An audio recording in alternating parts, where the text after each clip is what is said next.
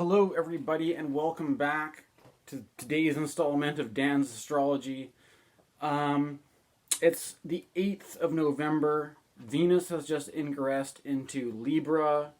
Mercury is at the last couple degrees of Scorpio and will ingress into Sagittarius in a couple days. Mars is making an opposition to Uranus, and not too long from now we're going to be having a new moon in Scorpio, as well as a Mars Cazimi, which is Mars perfectly conjunct with the Sun, and it's a death and rebirth of the beginning of a new synodic cycle for Mars. And you may have noticed I have kind of slowed down my pace of making these videos a little bit. There have been a couple factors to go with that. As I mentioned in my last video, we're in a certain collective situation right now with the kinds of, basically the wars that are going on, that there's a tense atmosphere, and just out of respect for everything that was going on, I didn't want to get in there and run my mouth, and I wanted to make sure that if I'm going to make a video like this, that I'm putting thought and care into putting the right message out there. But I mean, that being said, one of the things that I'm noticing with these transits is, I have to admit that in my own personal life, with my own interactions and stuff like that, I feel like I have been doing a good job of not letting this sort of dynamic get the best of me and acting out in bad ways or something like that, or handling stress well or whatever. It's a good reminder, I think, that with astrology is that you can look at a dynamic like this, and I think what's so potent right now, because we can see all the stress and drama and conflict in the world, and we can look at something like the opposition between Mars and Uranus that's happening right now, and we can say, wow, it's a difficult transit, and we can really see how difficult it is, but we still have a degree of choice of how we're acting in our own lives, and that whole thing about, the New Agers would say raise your vibration, or just because do you have enough self-control that the way you're handling this isn't like the toddler screaming and crying in the supermarket? Are you doing something more constructive with the energy, right? And not to say that maybe some reactions are totally warranted, or that it's reasonable to be reacting in but it's a lot. There's one of the teachings that I got. Raman Maharshi said that the only spiritual practice you need is to not be in reaction, right? And I think there's this kind of opportunity where we can look at what's going on and being mindful of how we're in reaction to the situation. But that said, though, is that I do have to admit that I have been seeing. I'm not going to name names and single anybody out, but that in a dynamic like this, you've got Mars in its chariot. So Mars is actually protected and dignified in Scorpio during this whole process, and the Sun is there, and it's going through this kind of death and rebirth process, and the dignity of Mars in Scorpio traditionally, the way I do astrology, trained Hellenistically, that helps a lot, right? And there's also certain things that help that, mythologically, Jupiter and Mars didn't get along. Zeus was seen to be a bit more of a noble kind of god, and he saw Mars as representing this kind of brute aggression. And so, but the influence of Jupiter, a benefic planet, is another thing that can kind of smooth this over. But, I have to admit, what I'm seeing in the world, I don't necessarily, you can just see, there's one of these moments where you just sort of see how bad everything is, and, I have to admit that at times during this transit, I have, with Mercury, the communicator, being caught up in this. I've seen some people saying some pretty dumb stuff, right? And I have just been taking more of the attitude of holding off and holding back. But in certain whatever online spaces that I hang out in, I may have decided to step in and speak my mind and sort of, if but I don't know. I don't want to be condescending, right? By just saying that like somebody's saying something stupid and I have a smarter way of saying it, and I want to put it all in proportion. There's this thing I believe in, that like if you feel like you're the smartest person in the room, you're in the wrong room, and that there's certainly if you find people that you can respect, that have, like, even if you do have some degree of insight or some degree of smarts, there's always going to be somebody who's better informed than you, who's better read, that has a better take, that that you can start, people that you can learn from and stuff like that, and that it's important to rather than being like the toddler screaming in the supermarket, to have respect for your environment and not be just be a bratty kid acting out, but rather maybe to listen and learn some things and have some discernment over, what you're talking about or whatever, right? But I mean, at the same time, it doesn't mean that you necessarily always have to hold back, right? And I don't know, there's some other things, I won't spend too much time talking about this, but another one of the reasons why I haven't been making as many videos recently is that I have been getting some dental work done, which it's kind of like, I don't know, I don't want to get into all the details, but I was going through some stuff, and went through a certain portion of my life where dental work was not the highest priority, and I actually, I kind of just put it out of my mind, but I had quite a lot of cavities and stuff like that, and, I also recognize that, I was, like, it does kind of go with some of the things I was doing in my astrology videos. I made a video talking about, fixing, right? And like, that people aren't objects and that people don't need to be fixed. But then I was kind of thinking with, as going with the Venus and Virgo transit, but then I'm like, wait, if you're, like, how can you actually use this productively? And I mean, maybe not everybody,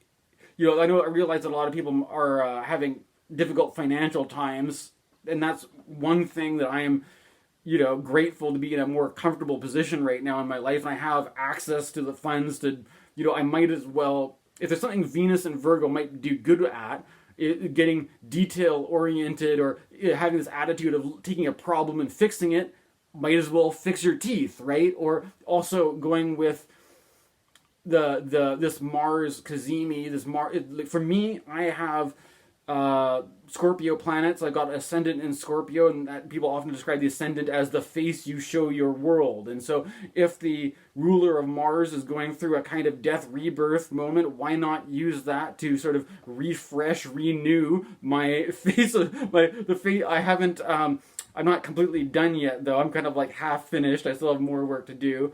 But this whole thing about like going deep into something, like, you don't want your cavities to get deeper, but having a good dental hygienist going deep into your mouth and fixing it, that might be a good thing, right? It's all about the context. So, but yeah, I don't want to, I've just been caught up with that, getting a lot of dental work done recently.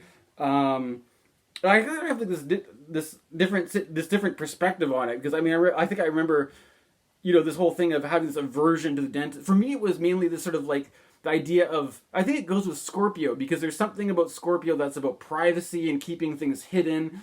And I tried to put it out of sight, out of mind, but it was actually really self-conscious about it, right? Like, if you've got problems with your teeth, you don't want people to see them, and then even if the hygienists have to go in and look at all your problems and like close up, it's a little bit uncomfortable, right? So it took me a bit of a nerve to get in there and to be like, but I guess, dentists, they've seen it all, right? I don't know. So I've been doing that recently on a more personal note, right?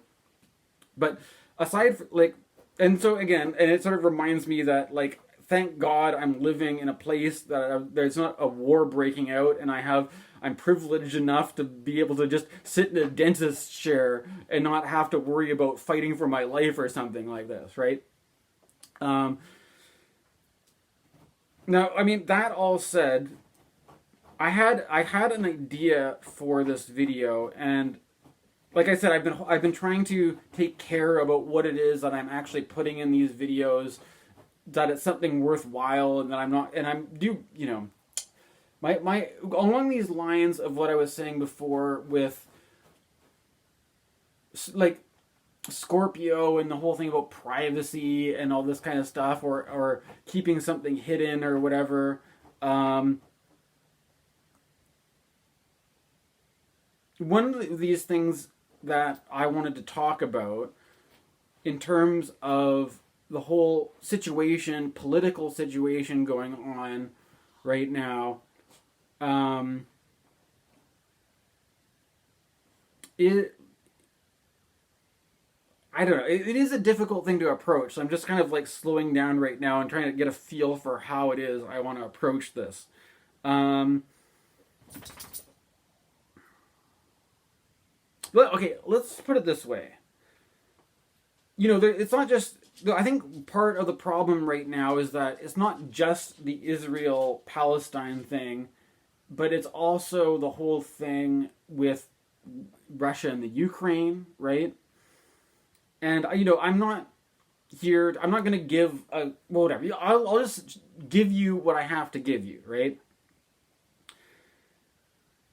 What I have to talk about, my observation is the kind of culture we live in,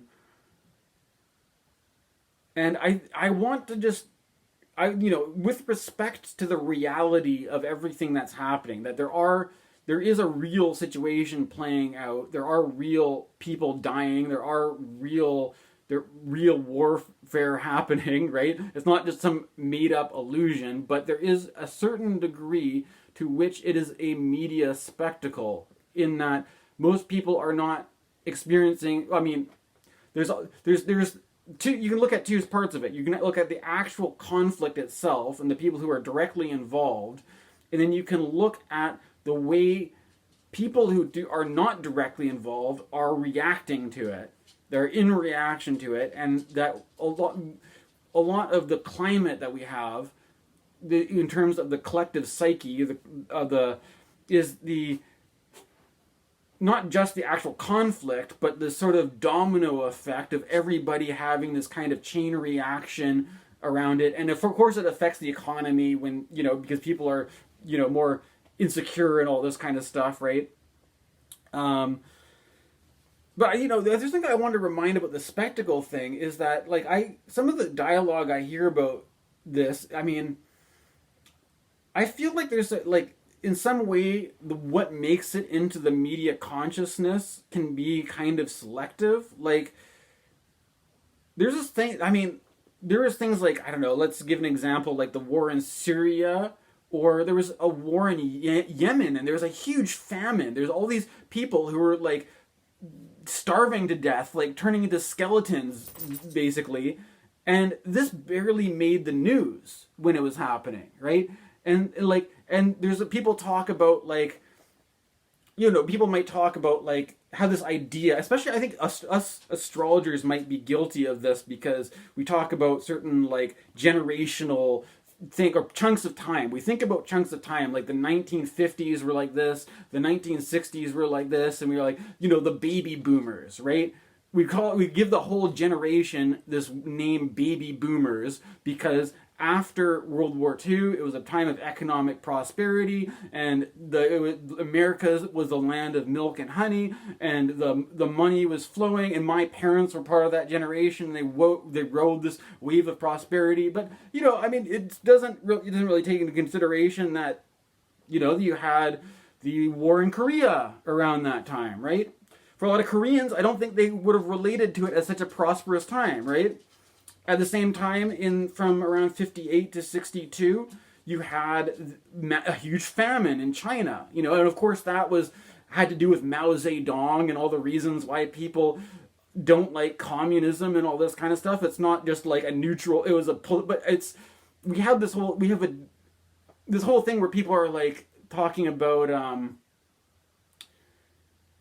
I mean, I think people don't really respect the fact that when you think about what we're doing with astrology, we're thinking about chunks of time, and we look at certain periods that, oh, this period is like this. Well, who is it for that it's like that? Is it a period of prosperity for a certain group of people in a certain country? Meanwhile, other people are getting bombed and killed, and that only makes it into the narrative once we get to Vietnam, and now you've got Vietnam protesters, and you've got something playing out on your side of the pond, right? And meanwhile, like, where people are talking about, like, oh, we're going into this time of war. America's been in like non-stop war with Iraq and Afghanistan and all, and people are acting like it's something like, just because there's something in the media and the spectacle, right? And to go with this whole thing about the media and the spectacle, there's something about Scorpio that was on my mind, right? And that the first time I got a astrology reading, I'm a guy with Scorpio placements. I have Mercury in Scorpio. I've had my Mercury return, during this Mercury, this Mercury in Scorpio transit, and one of the things, that this guy who's giving me an astrology reading told me about my Mercury or my Scorpionic side is that if you think about like the metaphor or of a poker game, right, is that he was saying that I would be the kind of guy who would like play with his cards to his chest, right? And that this whole thing about the idea of a poker game is that you keep a poker face, that you don't, if you have a royal flush, you try to act cool, and you don't try to let on that you have a royal flush, and then you're playing strategically so that people think that you're in a weak position, so they put all their money in, and then you're like boom, and then you take it because they don't see it coming, right? And that's called it's called being strategic, right? But and no, this could just be like the mentality of a Scorpio, right? But why do I bring this up, and what do I have to say about it? Is like just in respect to this whole cultural moment we find ourselves in. Another thing about me is that I've mentioned in one of my videos recently, I decided to divulge some personal stuff, and I mentioned that I am the product of a sperm donor, that my parents were having fertility problems, namely my dad had low sperm count or something like that, right? So they had to go to a sperm donor. I'm not even biologically related to my dad's side of the family, right? Now, the thing is, so with that in mind, with my mother's side of the family is Ukrainian, Polish, Romanian. There might be a bit of Russian in there too, but mainly from that area of Eastern Europe that runs along Poland, Ukraine, Belarus, like people from that area is where I'm from, right? And I'm ethnically Ukrainian, right? And I'll just say that this whole time there's been conflict in the Ukraine. At some basic level, I do feel, I don't know. I mean, I don't think you can be aware of that or see it and register it at some level without, and having that, that's your heritage, that's where you're from, and not feel somehow affected by it, even if that my identity isn't that I'm a national Ukrainian guy or something like that, right? At the same time, I'm not flying a Ukrainian flag on my front lawn. I'm not hanging a Ukrainian flag up in my window, right? And although when I'm in my town where I live, I see other people flying Ukrainian flags all over the place, right? Now, I don't know whether these people are ethnically Ukrainian, whether they are recent Ukrainian immigrants, or whether they're from Ukrainian. There are a lot of Ukrainians that immigrated to Canada, right? And the other thing too is like I won't get too much into the story, but I actually visited the Ukraine once. I actually set foot in the Ukraine, and I have to say, it was a really weird experience. Because like this whole idea of like the sentimentality of the homeland, of like this is where you're from, but like in a place where all the signs are in this kind of weird Cyrillic, right? Where and there are like the only people, like if you needed to find directions, you needed to like speak, talk to somebody who spoke English, you would be, it takes some work in some of these parts of the Ukraine to find somebody who knows how to speak English. I've had a better time finding English speakers when I was in Serbia than in the Ukraine, right? Like there's something about and I also get the sense in the Ukraine that, you don't have to, I don't have to get into the whole history of everything that happened and to appreciate that why my ancestors decided to immigrate away from that place. And as a result of this thing, that my identity as a white guy in Canada versus visiting the actual Ukraine, it feels like a very foreign place. It's a very different place to what it's like living here. And I can't say I would really be inclined to live in the Ukraine. It looks pretty rough. I mean, even when there isn't war going on, right? But I mean, at the same time, that is my heritage, right? One of the things, in respect to like what I noted, like, I might as well say it. I mean, like, right now people are maybe more focused on this whole Israel-Palestine conflict, but while I see a lot of people with Ukrainian flags up. I'm not one of them. I'm not, I don't see people with Palestine flags. I don't see people with Israel flags either, for that matter, right? I have to admit, though, that a few years back when I was living on Vancouver Island in Nanaimo, at one point in time, I was in downtown Nanaimo, and there were a group of protesters with signs saying boycott Israel, support Palestine, all that kind of stuff, right? And I'm not gonna weigh in on my particular opinion when it comes to that conflict to tell you who you should support, what you should think, who you shouldn't support.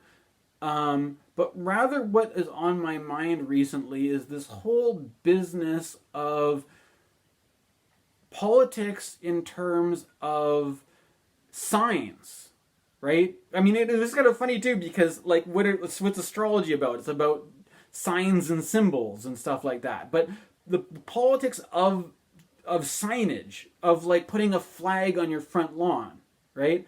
And where I live, there are other flags. I mean, I see people with the LGBTQ plus or whatever it is now flag on their front lawn. I see people with we have something to support our indigenous population with the color orange.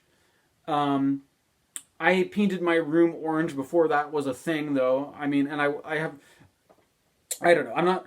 There's this whole, what I'm trying to get at is there's this whole thing about the politics of image, of visibility, right? And it's almost like this kind of thing that's like, and this is the whole thing. I don't want to come off that I'm just putting it down, that kind of politics, because when I've been thinking about this, one of the things that crossed my mind is like, because somebody might make the comment like, so like you're putting a flag on your front lawn, are you doing anything other than that? Is it like you put a flag on your front lawn and you call it a day and that's your politics? But there's this whole thing that's like, because there's a whole thing about like, just like, or it's also the politics of like opinion, right? And I think this goes with this whole dynamic where you've got a Mars, Cazimi, and Scorpio and all this kind of stuff. There's something about the sun, right? The sun can stand for everything from enlightenment, the light of awareness and consciousness, to like petty egoism, right? I don't, ego. I don't like using the word ego that much because there's a whole. As soon as you start talking about ego, there's a whole bunch of associations with it, right? But let's put it this way: that the people typically have a psychological need to feel like they're right about things, right? Because the whole thing about having an opinion is that the whole nature of it is that you want to have the right opinion, you want to have the right take on things, and that so there's this kind of thing about the sun and the ego, and there's this, and how that gets involved with politics is that it kind of turns into this game of people just like, you can have a bunch of people sitting around arguing about what the right opinion is to have on any number of issues, right? And it could be like there's this really terrible situation happening where people are getting bombed and people are dying and all this kind of stuff. And like the point, like in certain respect, sitting around and arguing or discussing what the right opinion or the right take on things is, it's like you could establish what the right idea is, and then you're like, okay, well, while we've been talking, a lot of people have died, but now we've decided what's right. But what are you actually going to do about it, right? That the theory and practice are two different things, right? There is something though that I just want to say though that there's been all this stuff going on with like hate crimes, right? And that whether it's a hate crime, like whether we're talking hate crimes against Jewish people, hate crimes against Palestinians, hate crimes against even like queer people, right?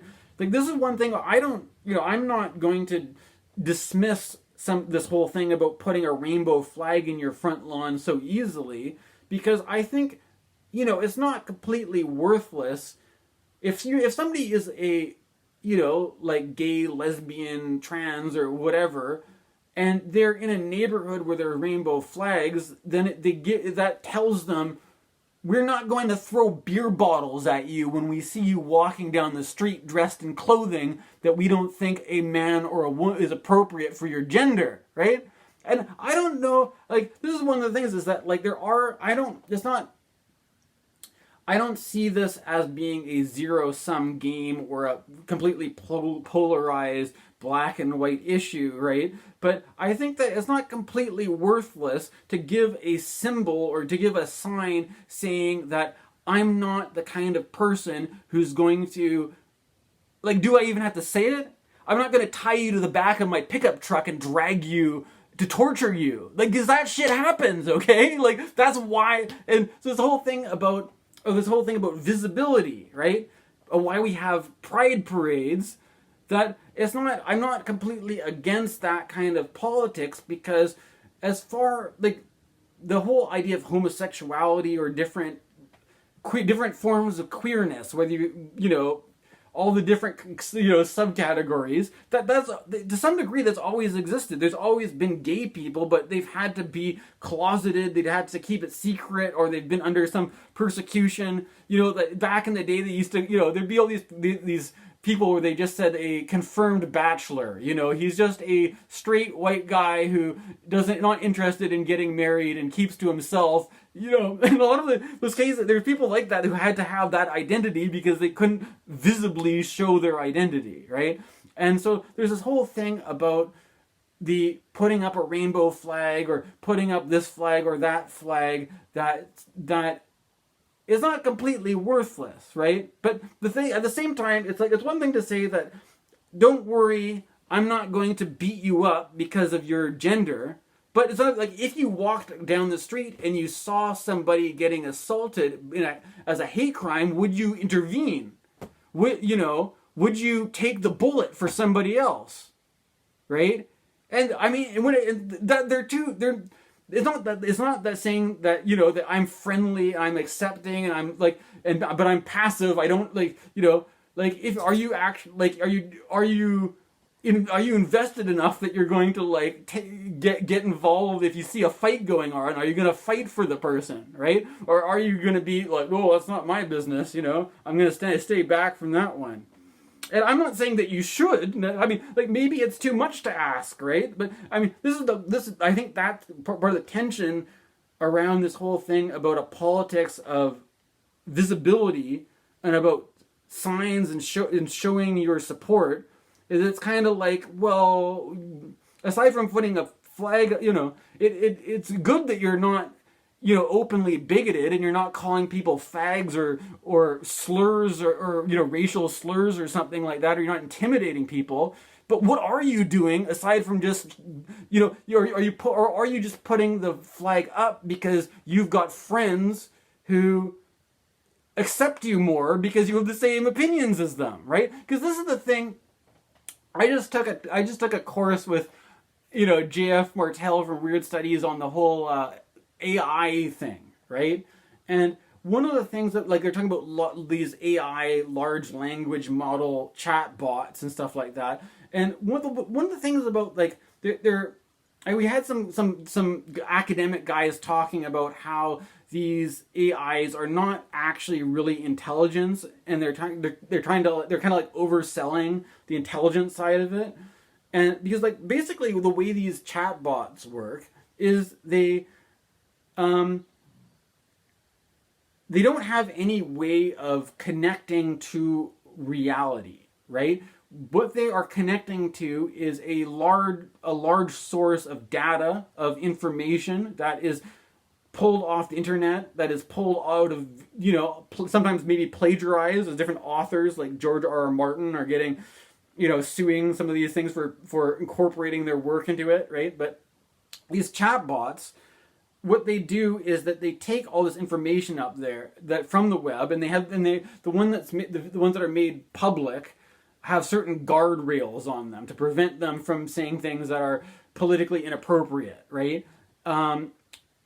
But so they end up being basically so that whatever they're programmed in such a way so that whatever they're delivering you is not going to be something that's going to get the chatbot company in trouble. So you can't really get them to say anything very controversial or overly bizarre in that sense or whatever, right? But the way they work is not they're not smart enough to actually reason what is true.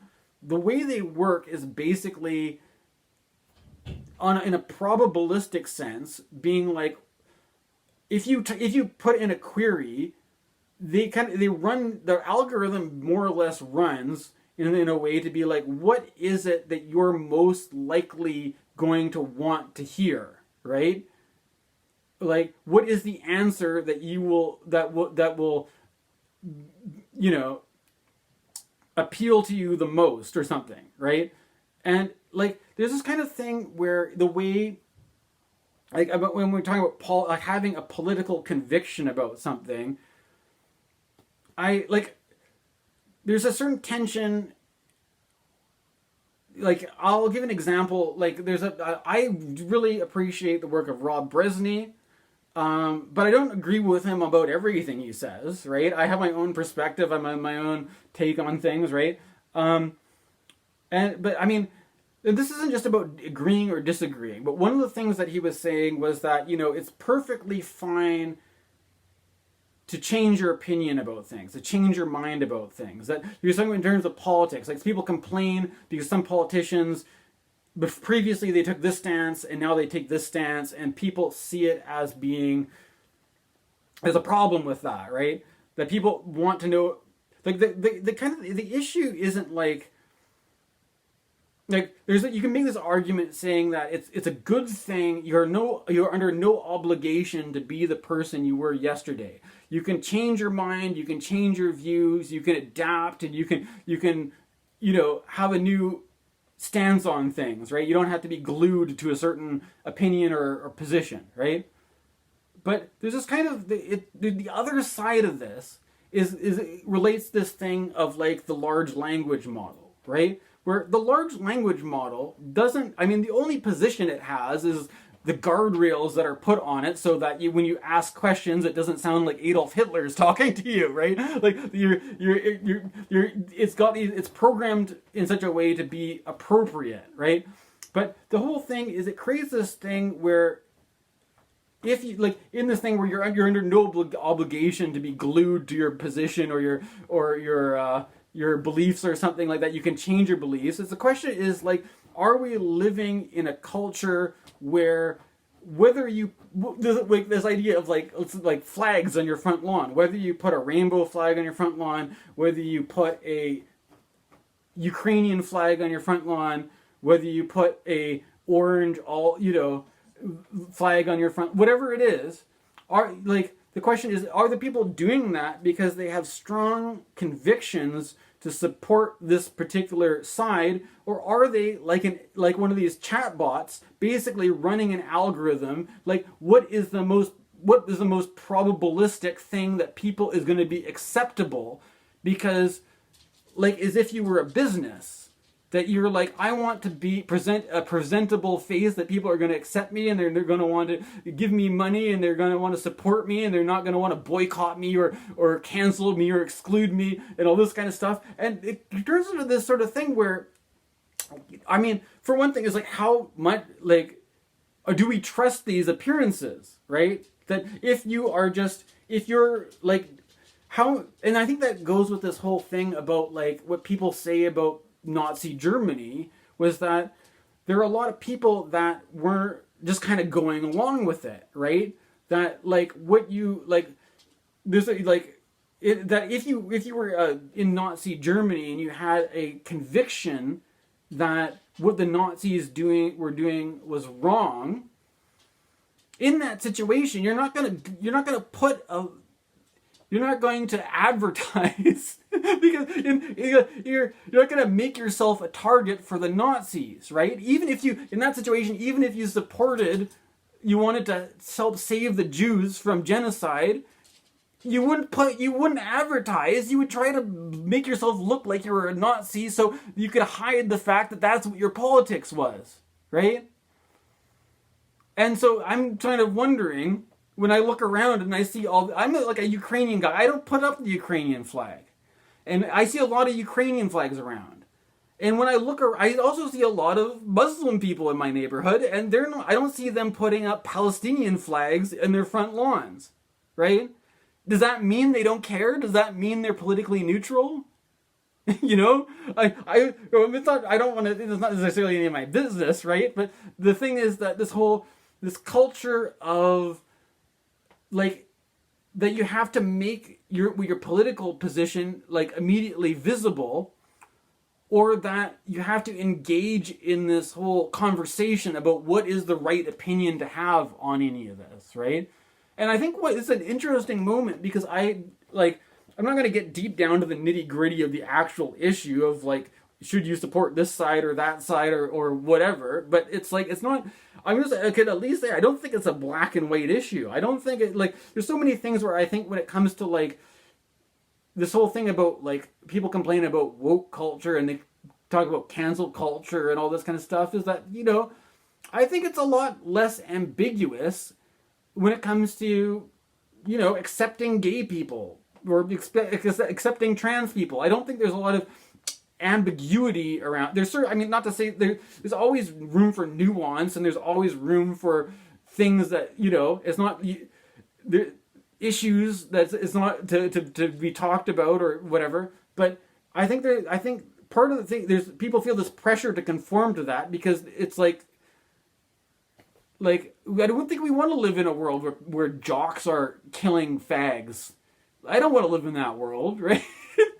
But when it comes to like Israel versus Palestine, I don't think it's like really. I don't think it's quite as clear cut where you can just condemn one side completely, right? And so I mean, now I'm getting kind of dragged into like the actual politics of it, right? But this is what I wanted to, I mean, why, how does this relate to this? Why am I talking about this in relation to astrology? Because, I mean, I am a guy that has Scorpio placements and I'm a guy who has Sagittarius placements. One of the things about Sagittarius is that Sagittarius is more concerned with the truth, right? Rather than, whereas Scorpio may, like it's the same thing. Like if you were in the Holocaust and you were going to be like, I don't support the Nazis, I'm going to hide Jewish people in my attic and protect them from the Holocaust, you wouldn't advertise that.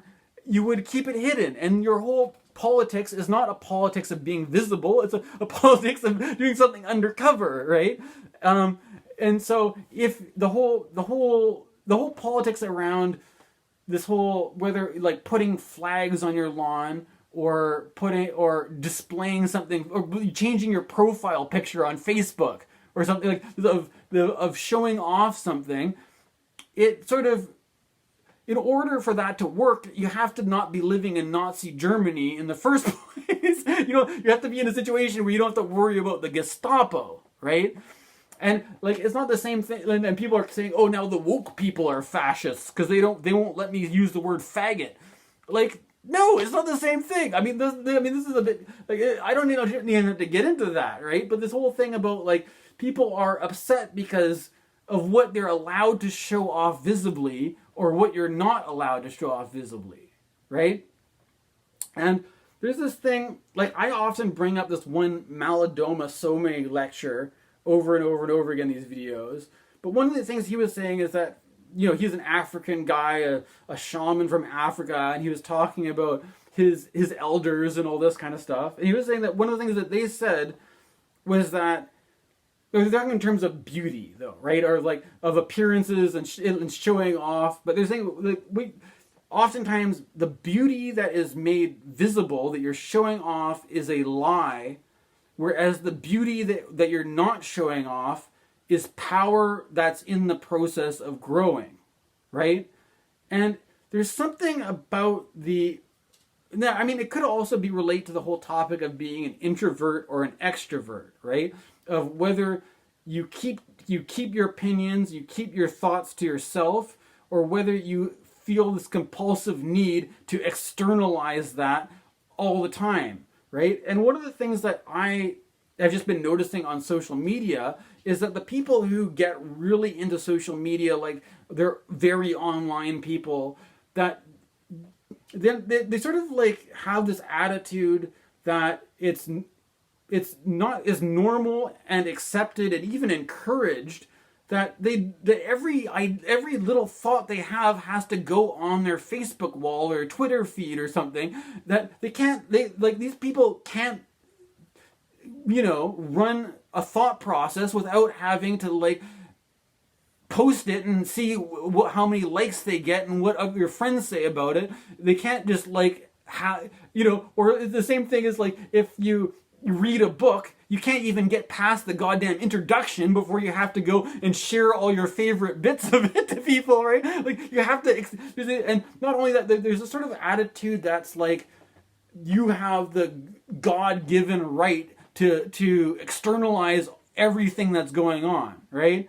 That like if so it's like, and there's something going on about, I have to say that there is like I said, when it comes to gay people, they had to be closeted to survive, in the same way that like if you were if you're hiding Jewish people in the Holocaust, you're not going to show off about it, right? Like it's for the sake of just plain survival, right?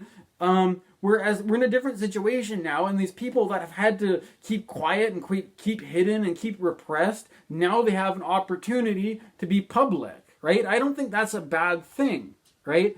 But you also have to consider, I mean, there's the politics of what, like, although all this stuff about like cancel culture and the freedom of speech, it's the politics of what, the freedom to externalize, right?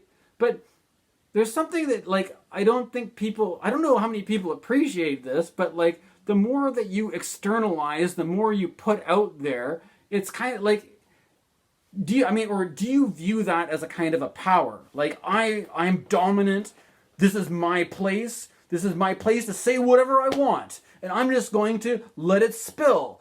Versus, like, is your power in keeping quiet? Is your power in keeping a secret even, right? Then there's this, I mean, I think there's a funny, I was just thinking of this old MF Doom song. I can't remember, I think was it Mr. Fantastik is the other rapper? It has this rap song that has this catchy chorus. It goes, you know, rap snitches telling all their business. They're sitting in court like they're their own star witness. Do you see the perpetrator? Yeah, I'm right here. Fuck around, get the whole label, send up for years, right? And I mean, with that in mind, you can look at what's going on with the trial against Donald Trump and the Trump family, and they're not doing that. They're not just telling all their business in court. They're trying to be, you know, this whole deny everything, don't give them, you know, like the gold play in the book. You just have to flat out just like, I didn't know about that. I don't know, you know. That is so, and it's kind of obvious what they're doing in that. So if you're in a courtroom situation, you know, you don't want to, you know, act like you can just run your mouth and say whatever you want. But this is okay. Well, how does this relate to the astrology? Mercury's ingress into Sagittarius. Sagittarius has a reputation for having a big mouth, for putting their foot in their mouth, for saying things you shouldn't. And I've already been seeing this kind of, like, I have just been disappointed with some of the dialogue, with some of the things people have been saying during this whole Mercury and Scorpio transit. And now Mercury's going to enter Sagittarius, where it's in bad dignity, basically for this reason. Because, and also it's going to be in a square to Saturn, right? And Saturn's all about restraint and you know, also Saturn has to do with false appearances and stuff like this, right? And, you know, like this whole, like, and Sagittarius can often have this kind of quality of being a bit of a zealot, right? I was watching Adam Ellenboss's video, and I think he was kind of warning about that, some of the being a righteous zealot and, you know, being a loudmouth or something like this, right? And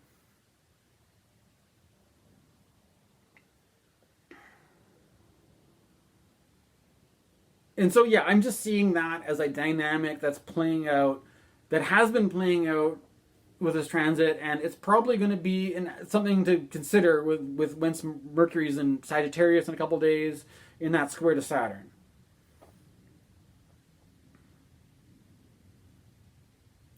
Is there anything else that I wanted to say that I have left out, that haven't gone? I mean, this is a longer video. We're almost at an hour. It's like 47 minutes right now.